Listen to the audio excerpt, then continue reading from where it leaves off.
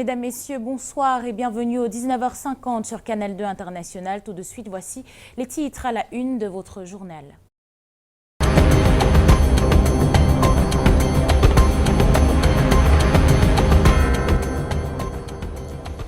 La charge de Paula Tangandji contre certaines ONG et médias camerounais.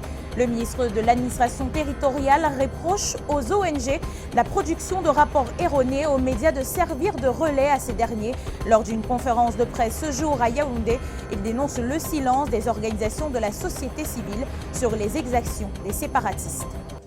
Pendant ce temps, Galim frissonne encore de peur au lendemain des assauts meurtriers. Ce matin, l'ambiance était morose dans les établissements scolaires et services publics. Les chefs supérieurs et comités de vigilance veulent mettre sur pied des dispositifs sécuritaires. Épidémie du coronavirus quand le virus de la désinformation se propage. Depuis la survenue de 2 cas à Yaoundé, les idées reçues vont bon train sur la maladie. Dans ce journal, le directeur de l'AFIXO au ministère de la Santé, dans la posture d'invité, nous donne les dernières informations sur le sujet dans notre pays. Elles ont troqué leur pagne pour des tenues noires pour porter le deuil des victimes de la crise dans le nord-ouest et le sud-ouest. Ce 8 mars, les femmes du mouvement Stand Up for Cameroon ont manifesté pour le retour de la paix.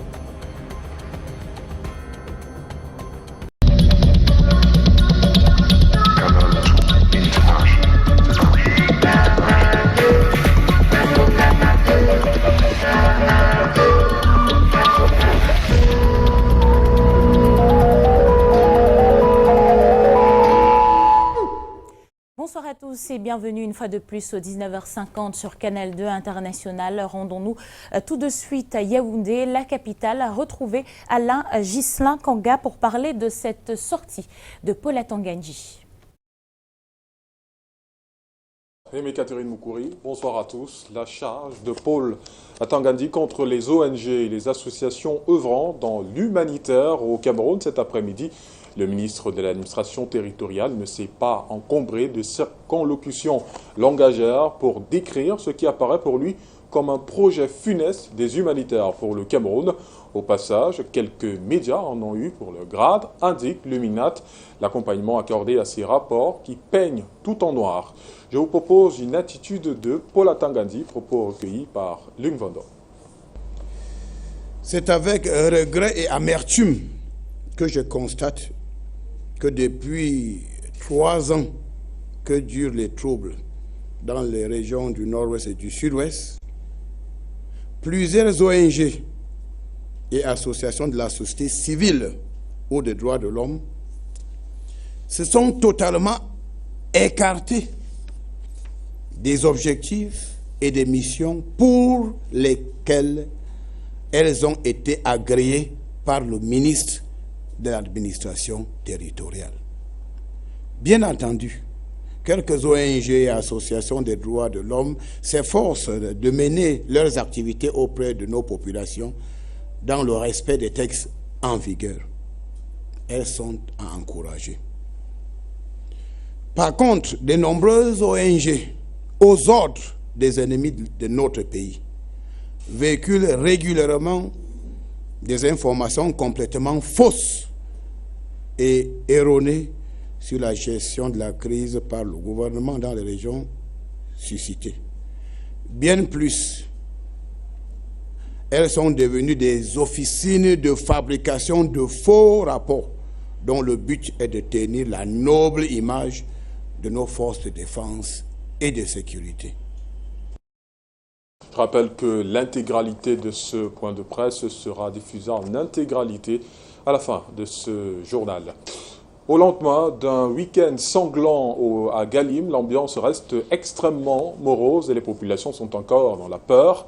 La nuit de samedi à dimanche, marquée par les assauts de forces séparatistes, crée un climat d'incertitude. Les élèves n'ont pas suivi les cours ce jour, suivant le récit d'Yvonne Katikeng et Marius Ngassa. Timidement, la vie reprend à Galim. Après une attaque meurtrière, les citoyens sortent tout doucement reprendre leurs activités. Alors moi, je n'ai plus moins peur puisque je suis en train de voir les gens de la sécurité qui sont venus intervenir ou soit, je ne sais pas, mettre la paix parmi nous. Raison pour laquelle ils sont en train de voir qu'avec la grâce de Dieu, ça peut aller.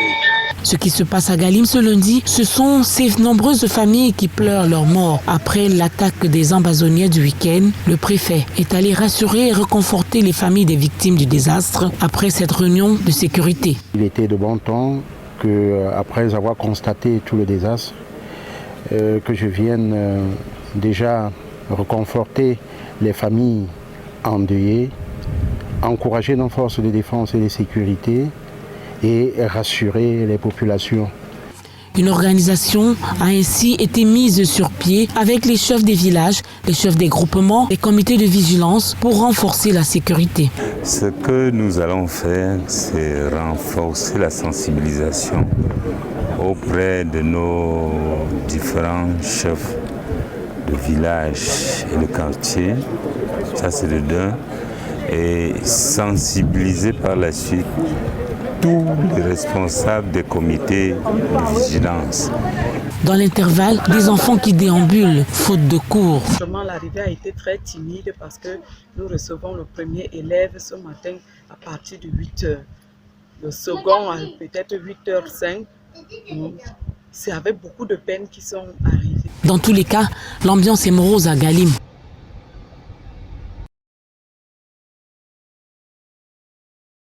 Et je vous le disais, cette attaque de Galim a vu la réaction du gouvernement à travers d'abord la sortie du ministre de la Communication. Et cet après-midi, c'est le point de presse du ministre de l'Administration territoriale. Et je vous le disais, l'intégralité de son point de presse sera diffusée à 21h sur les antennes de Canal 2 International. Et du réconfort pour les déplacés de la crise anglophone dans le Honkam, dans la région de l'Ouest. Plus de 300 déplacés ont reçu des vivres et bien d'autres produits de l'association des ressortissants de ces départements vivant aux États-Unis d'Amérique. Les détails avec Christophe Bousseau et Pierre Mariqueau. Les déplacés des régions du nord-ouest et sud-ouest du Cameroun vivant dans le Honkam du fait de la guerre ont été pris en charge cette semaine sur le plan sanitaire par les associations des ressortissants Honkam vivant aux États-Unis. Tout a débuté avec une consultation gratuite. Au cours de la cérémonie de remise des médicaments, des produits de toilette et les denrées alimentaires, à plus de 3000 d'entre eux, le préfet du Honkam, Lung Dongo, a salué le geste. C'est de la joie que ces associations ont apporté à nos familles déplacées et j'ai tenu à féliciter cet élan de solidarité. Je l'ai encouragé, j'ai demandé que ces associations fassent même plus que ce qu'elles ont fait jusqu'à présent. Réduire le niveau de souffrance de ces réfugiés tout en veillant sur leur santé étaient des objectifs de cette action. Pour apporter un petit sourire à ces enfants déplacés nous qui ont vraiment besoin de nos parents, de nous-mêmes, de nos sœurs. Et je leur demande tout simplement de faire très bon usage. Quant aux réfugiés qui attendent toujours l'aide de l'État, ce geste des fils du Honkam est salutaire. It is everyday prayer that I always do because it is not easy. It has not been easy. For how many years today that we have been out, we see the suffering, the struggles which we are going through. And I'm very happy for the things they have given us. At least the things can help us.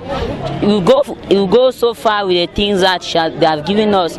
Because if they were not, we wouldn't have had these things that they are giving us like this.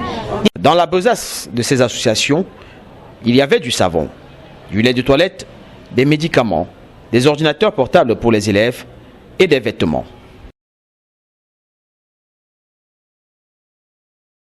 En santé à présent, le vent de l'épidémie coronavirus souffle au Cameroun depuis vendredi dernier avec ces 2 cas confirmés.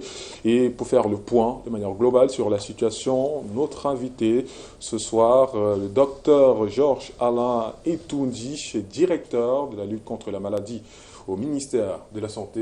Bonsoir docteur. Bonsoir. Je le disais, 2 cas ont été confirmés vendredi dernier et depuis lors, ils sont internés à l'hôpital central de Yaoundé. Quelles sont les mesures qui ont été prises pour limiter la propagation de la maladie? Merci de me donner l'occasion de parler de ce qui était déjà fait avant parce que dès qu'il y a eu annonce de cette épidémie en Chine, dès la fin du mois de décembre. Évidemment, nous avons des structures qui permettent d'apprécier le risque de ce qui se passe à l'étranger et nous avons commencé à nous préparer à une éventuelle importation de ce virus au Cameroun. Donc, nous ne sommes pas surpris par ce qui s'est passé. Nous avions déjà un dispositif de préparation. Et il faut dire que les épidémies, les risques sanitaires comme ceux que nous vivons avec le coronavirus, ce sont des risques qui sont connus. Et quand ce risque-là survient dans un pays, évidemment, vous voyez les conséquences, une vue des conséquences socio-politiques, économiques. Vous voyez bien que c'est d'abord sous préoccupation majeure pour le président de la République, qui est le premier répondre de la sécurité sanitaire du pays. Et c'est pour cela que des instructions fermes ont été données au ministre de la Santé donc, pour préparer un dispositif de riposte éventuelle. Et donc nous étions prêts, nous avions commencé à préparer cela en se disant que pour nous, le risque majeur, effectivement, c'est que cette épidémie nous vienne de l'étranger, un risque d'importation. Et à partir de ce moment, les portes d'entrée les plus probables, c'est soit les aéroports, soit les aéroports internationaux. Et nous avons mis à ce niveau-là un dispositif de détection avec donc, les caméras thermiques que vous avez pu observer à Yaoundé et Douala, et aussi dans les ports de Douala. Mais docteur, oui. Les 2 cas sont déjà là, malgré ce dispositif. On a déjà 2 cas qui ont été confirmés. Maintenant, pour éviter que la maladie se propage, quelles sont les mesures qui ont été prises? D'abord, je dois dire quelque chose. Il ne faut pas croire que parce qu'on met un dispositif, les cas ne vont pas entrer. Vous voyez ce qui se passe dans les pays du monde entier avec cette propagation. Le dispositif, en réalité, est un dispositif qui est toute une chaîne. Donc, à chaque étape, on met des éléments pour pouvoir le plus rapidement possible détecter. Mais malgré ce dispositif, il faut être bien conscient que des cas vont passer et des cas peuvent passer. Et c'est ce que nous avons eu avec ces cas qui ont été découverts le 6 mars. Et il s'agissait effectivement il s'agit d'un ressortissant français qui est entré au Cameroun le 24 février en bon état, en parfait bon état, en bonne santé. Et il a été détecté par nos fiches, mais évidemment, on ne pouvait pas voir à ce moment-là qu'il est malade parce qu'il n'avait rien. Et donc, il a déclenché la maladie ici. Et là aussi, il faut dire que comme nous avons des dispositifs de détection au niveau des formations sanitaires et des cliniques, aussitôt qu'il est allé dans une clinique de la place, on a tout de suite créé l'alerte et on a donc pu le détecter rapidement, diagnostiquer et l'amener à l'hôpital central pour une prise en charge. Et aujourd'hui, ce patient, ainsi que la plupart autres personnes qui ont été contaminées se portent parfaitement bien. Et le ministre de la Santé relevait lors d'une conférence de presse samedi dernier que 150 personnes ont été tracées comme ayant été en contact avec les patients. Est-ce qu'il va falloir attendre qu'ils fassent la maladie avant Non. Ce qui se passe, c'est que dans ce genre de situation, c'est-à-dire le principe de prise en charge de ces cas, quand on a détecté les premiers cas, alors nous faisons ce qu'on appelle un suivi des contacts.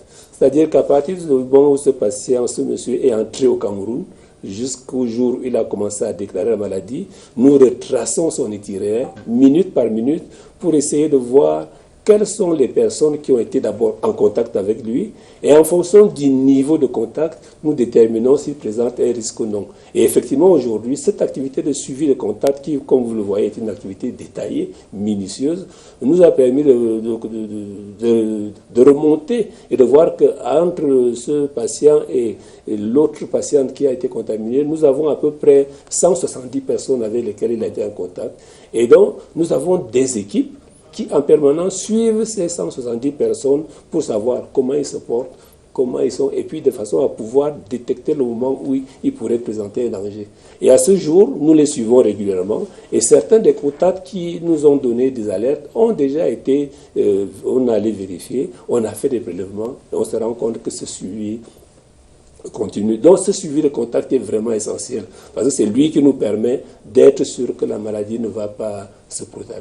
Revenons sur les dispositifs sécuritaires mis en place dans les différents aéroports.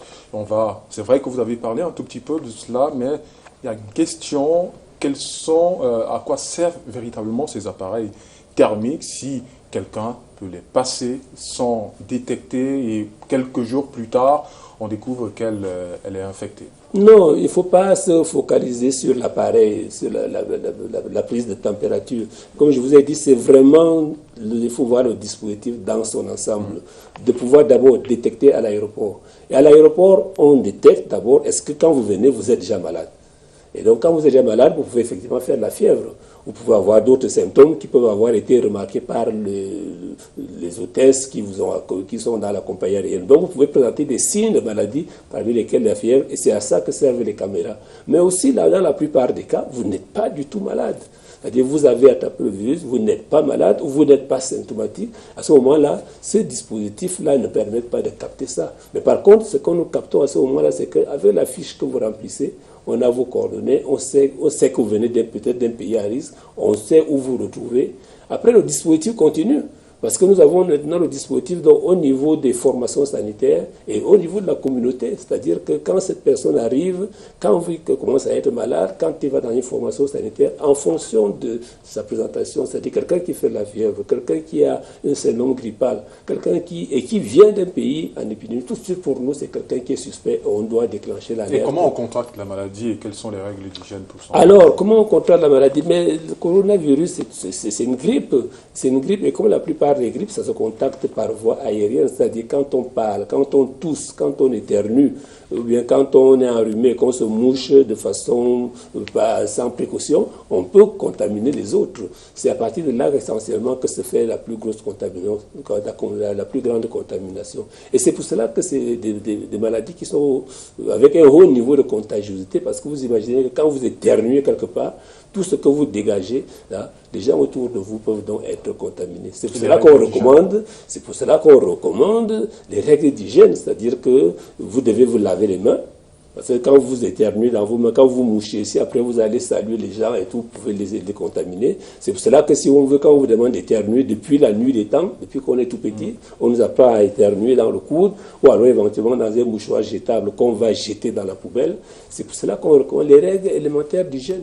Est-ce qu'on peut arriver à un moment où on se retrouve dans des situations comme des pays qui ont déjà procédé à la fermeture de certaines écoles, en dehors des règles d'hygiène? Est-ce qu'il y a d'autres mesures de sécurité qui ont été prises? Alors là, ce que je viens de dire, ces règles d'hygiène, c'est vraiment des règles d'hygiène de base qui doivent être appliquées par tout le monde, que ce soit pour le coronavirus ou bien que ce soit pour les autres maladies. Alors maintenant, vous abordez un autre problème. Quand quelqu'un est malade, et autant donné que cette personne peut contaminer d'autres, on l'isole.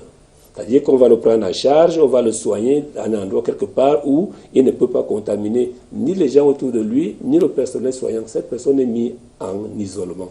Maintenant, je crois que vous voulez aborder l'autre problème qui est un problème qu'on appelle le problème de quarantaine. Alors, le problème de quarantaine crée beaucoup de confusion et je crois qu'il faut qu'on soit clair là-dessus. La notion de quarantaine, ça veut dire quoi? Ça veut dire que c'est ce que vous faites tout seul. Quand vous êtes chez vous, quand vous avez souvent ici, là, quand vous avez la grippe, qu'est-ce que vous faites? Dès que vous arrivez en lieu public, quand quelqu'un veut vous embrasser, qu'est-ce que vous dites? Tout le monde dit, ah non, pardon, vraiment, j'ai la grippe là. C'est ça, non? C'est ça, c'est-à-dire vous-même, automatiquement, vous vous mettez dans une situation où vous essayez de créer la distance entre vous. C'est ce principe qu'on applique. Et donc ce principe, on doit l'appliquer face à toute maladie contagieuse, et notamment le coronavirus. Alors maintenant, ces mesures de quarantaine peuvent être de plusieurs formes. Et je crois qu'en fonction du niveau de la maladie, en fonction de l'état, de chacun des gens prennent la stratégie qui convient le mieux à leur système de santé, à leur état. Et puis voilà, c'est pour ça qu'on entend parler de quarantaine.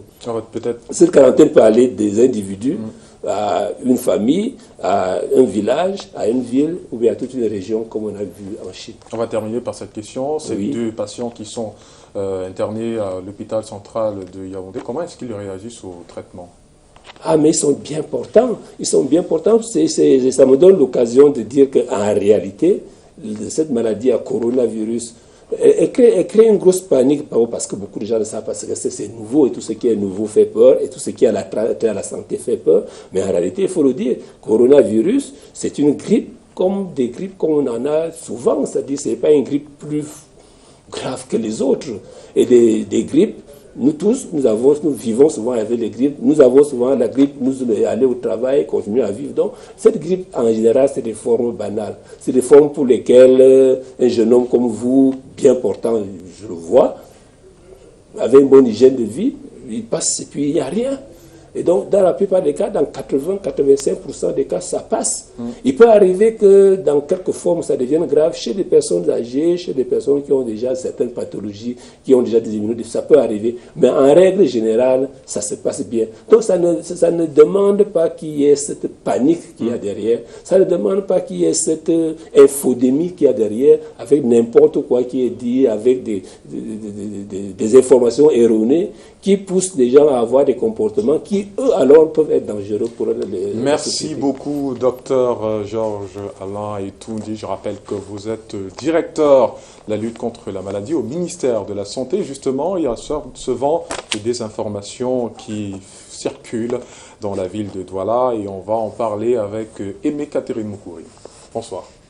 Bonsoir Alain Ghislain Kanga. Depuis la confirmation de 2 cas de coronavirus au Cameroun, chacun y va de son commentaire en ce qui concerne non seulement la résistance du virus, mais aussi les risques encourus, la prévention entre autres. Comment êtes-vous informé sur le sujet? Qu'est-ce que vous faites pour vous prémunir? Mireille Flore Defofotso et Thierry Nana. Parlant du coronavirus, de nombreux Camerounais avouent avoir eu l'information à travers les réseaux sociaux. Quelques-uns rencontrés dans les rues de la ville de Douala nous en parlent. À travers les réseaux sociaux, principalement Facebook. J'ai appris via les réseaux sociaux, Facebook, WhatsApp et aussi au journal, par les informations. J'ai appris que le coronavirus est déjà au Cameroun à travers les réseaux sociaux. Oui, j'ai entendu parler de la maladie coronavirus par les médias, voire par vous-même, votre média, Canal 2. Mais à la question de savoir quelle information ont-ils de la maladie et ce qu'ils font pour s'en prémunir, les réactions sont diverses. Mais je sais qu'on doit plus prendre soin de nos mains, laver les mains plusieurs fois par jour et aussi éviter de soigner les gens avec les mains. Toujours via les réseaux sociaux, on a beaucoup d'astuces à travers ça, comment se protéger de cela. Déjà, boire chaque jour de l'eau tiède citronnée avec le gingembre, le miel. Nous sommes toujours en attente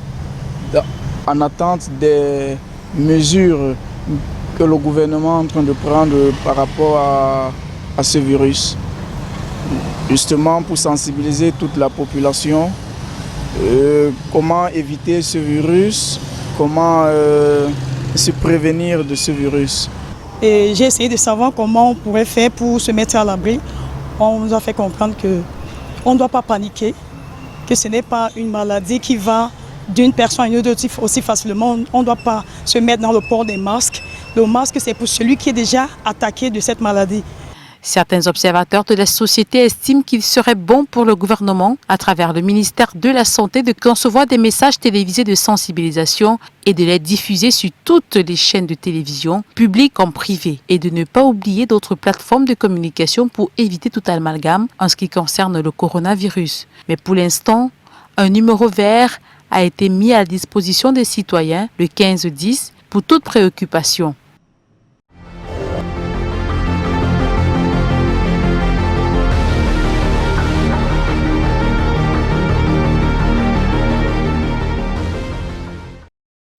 Le 22 mars prochain, les électeurs retourneront aux urnes dans 11 circonscriptions électorales situées dans le nord-ouest et le sud-ouest pour le compte des législatives.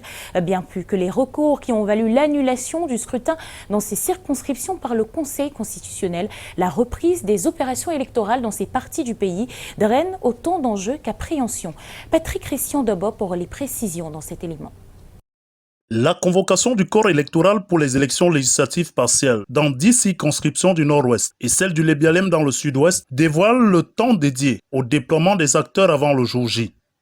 Un examen de rattrapage qui n'offre que 15 jours à toutes les parties prenantes pour revoir le contenu de leur copie. Convoqué dans la marche légale du temps dévolu à la reprise du processus, ce retour aux urnes prévu pour le 22 mars prochain, n'efface pas les appréhensions déjà présentes lors de l'acte manqué du scrutin le 9 février dernier. En examinant les griefs contenus dans les recours du SDF qui ont prospéré auprès du Conseil constitutionnel, la question de la délocalisation des bureaux de vote demeure une équation compliquée. Le caractère complexe de cet aspect est à l'image de l'exigence sécuritaire qui s'impose pour l'exercice sans inquiétude du droit de vote de tout citoyen en capacité, même dans les localités les plus retirées. Malgré le dispositif renforcé des forces de défense et de sécurité, l'activité intempestive des groupuscules armés et la psychose qui s'ensuit n'est pas pour donner pleine assurance aux candidats et électeurs. Quoiqu'aucun incident majeur n'ait entaché les opérations le 9 février dernier, le défi sécuritaire autant pour la logistique que pour les personnes se veut plus que d'actualité. L'enjeu politique est également au rendez-vous de ces élections partielles. Plus que toute autre formation politique, le STF y joue gros, avec le risque de confirmer dans ce rattrapage l'effritement de son électorat dans un fief qui lui est traditionnellement acquis. Au bout du compte, le parti de Nijon Fundi lorgne au moins 10 des 13 sièges en liste pour la formation d'un groupe parlementaire.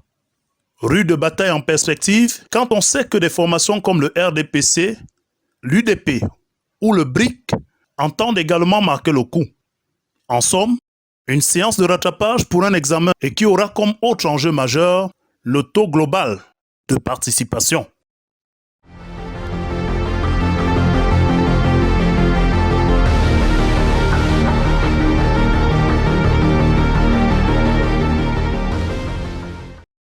En société, à présent, les victimes de l'éboulement de terrain de Ngouaché sont toujours en attente des logements sur le site de recasement à Bamougoum. Malgré leur attestation de l'eau, un plan type de construction, faute de moyens, elles ont les yeux tournés vers les bienfaiteurs. Walter Bertrand et Dimitri Kuaté nous apportent les précisions.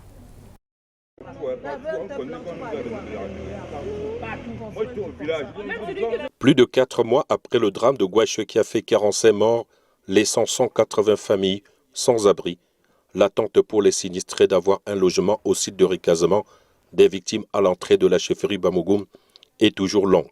Pourtant, chacun parmi eux avait déjà auparavant reçu son attestation d'attribution de l'eau et un plan type de construction. Depuis qu'on nous a attribué les papiers, les attestations du terrain, on nous demande de ne pas travailler là-bas. Donc tu peux parler là-bas n'importe comment. Et de deux, on nous a donné un plan qui nous dépasse, un plan de milliards. Alors que nous-mêmes, étant là où nous sortons de Ngouaché, nous n'avons pas fait les maisons en papier. C'était seulement les petites cases de 2 chambres, 3 chambres. Après avoir reçu l'attribution des parcelles, l'attestation d'attribution des parcelles, le maire nous avait fait comprendre qu'il fallait qu'on attende qu'il passe tracer les routes. Et avant tout cela, il fallait également faire une demande de permis de bâtir, ce qui aujourd'hui n'a pas encore été fait. On nous parle d'un plan de 3 chambres, 2 douches, une cuisine, un salon. Pourtant, personne d'entre nous ne peut construire une maison d'un tel montant. Donc, beaucoup ont accepté le plan au départ parce qu'ils pensaient qu'il y avait un financement derrière. Mais depuis un certain temps, beaucoup ont déjà compris qu'aucun financement n'est derrière, donc raison pour laquelle jusqu'ici, rien n'a été fait. Nous sommes descendus dans cette zone de recasement de Latseloumlon. Sur place, un bâtiment témoin constitué de 2 chambres, une cuisine, 9 autres en cours de réalisation en semi-dur, chantier en arrêt depuis le 24 février 2020 sur ordre des services techniques de la commune de Bafoussam 3. Les seuls travaux déjà engagés ici étaient l'œuvre du projet Rebâtir Ngouaché d'Alain Foka, Samuel Eto'o, ami et partenaire. Il avait pour objectif de réaliser sur le coup 19 bâtiments parmi lesquels 14 appartements et 5 studios. Si quelqu'un va dans un lotissement communal construire et qui ne respecte pas les règles de l'art et que le service technique qui est insensé implanter toute construction avec un procès qui ressortir de cette implantation n'est pas au courant, je dois arrêter le chantier. Or, en plus de ça, j'ai été tellement sidéré de suivre que Alain Foka a un projet. Alain Foka ne m'a jamais saisi qu'il montre une autre qu'il devait construire à Bafoussam. Suite au coup de colère du maître d'ouvrage, Samuel Eto'o très remonté contre le maire de Bafoussam 3 pendant qu'Alain Foka, toujours dans un poste, accuse les autorités locales de tentatives de détournement des parcelles à Ngouaché. Les sinistrés sont toujours dans les 3 sites de recasement de fortune en proie aux difficultés. 8 mars en noir pour porter le deuil des victimes des violences dans le nord-ouest et le sud-ouest, pour porter la peine des femmes premières victimes de la crise et ses retombées. Les femmes du mouvement Stand Up for Cameroun ont manifesté à Douala, une manifestation suivie par Lille Piediou et Joseph Fapon. Toutes vêtues de noir, elles parcourent les artères de la ville de Douala dimanche 8 mars. Les femmes du mouvement Stand Up for Cameroun respectent ainsi le mot d'ordre de boycott de la journée consacrée aux droits de la femme, baptisée 8 mars en noir, pour dire non à la violence dans les régions anglophones. Edith Kawala, Charlotte Chakunte, Michel Doki, Maître Alice Com et tout le mouvement ont sollicité la force du Très-Haut ici à la cathédrale Saint-Pierre et Paul en hommage aux victimes de Garbou et toutes autres victimes des exactions commises dans cette partie du pays où les femmes ont perdu leurs époux dans la guerre et plusieurs enfants devenus orphelins.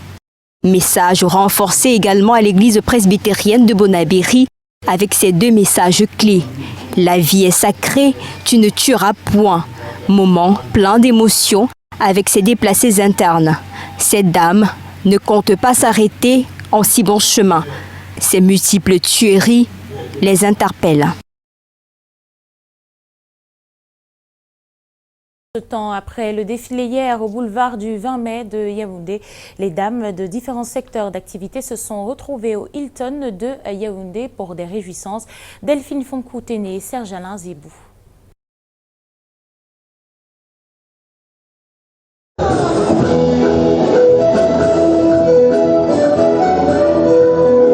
Des pas de danse à la hauteur d'une première dame.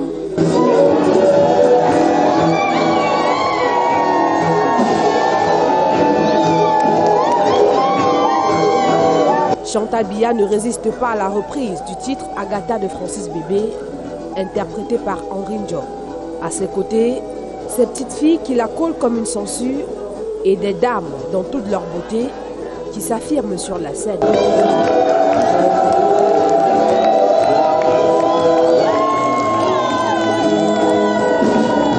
Les réjouissances à l'occasion du 8 mars 2020 au Hilton Hotel de Yaoundé donnent à découvrir les talents cachés des danseuses, mais surtout des danseurs, des personnalités qu'on a l'habitude de voir très sérieuses.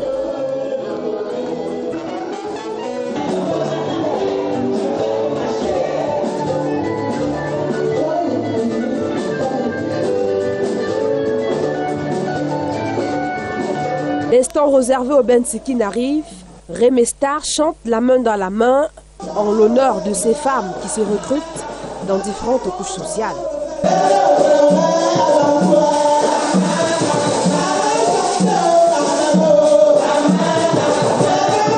La femme du peuple, Katino, également de la partie, donne l'occasion à ces Amazones de se défouler au rythme du Bikutsi.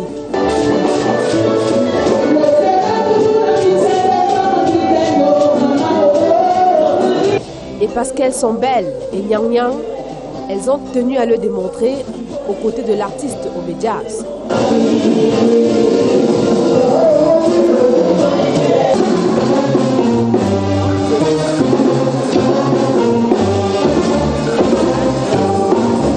Des acclamations pour célébrer la prestation d'Aladi Touré qui donne l'envie à la première dame Chantal Biya de jouer à la guitare.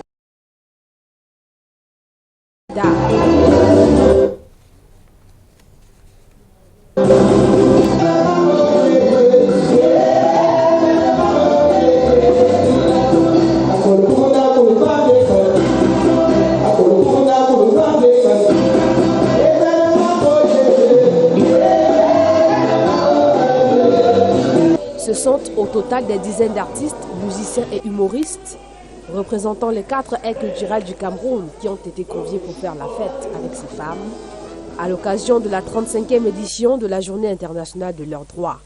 Des droits bien défendus par ces hommes engagés dans la célébration.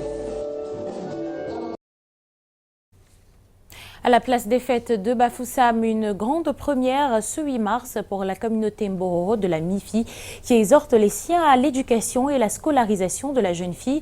Les détails de cette célébration avec Walter Bertrand. Elle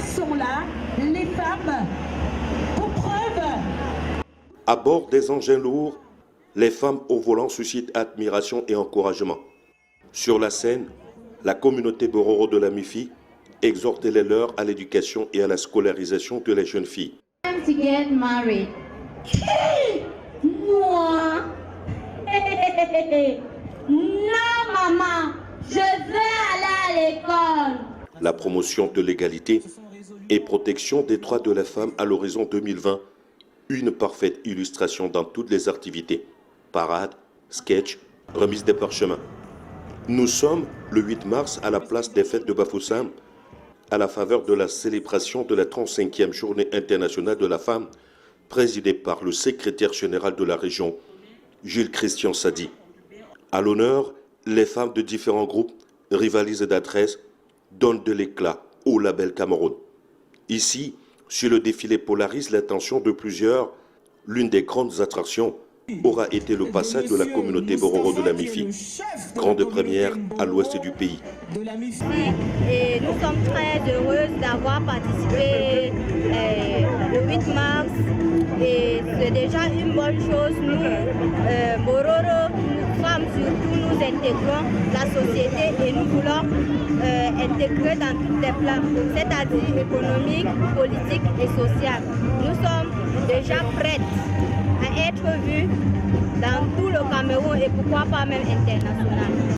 Discours, remise des prix, défilés, sketchs ont constitué les différentes articulations de cette autre édition. C'est la fin de cette édition du 19h50. Merci à vous de l'avoir suivi. J'aurai le plaisir de vous retrouver demain à même heure sur Canal 2 International et nulle part ailleurs. Bonsoir à tous.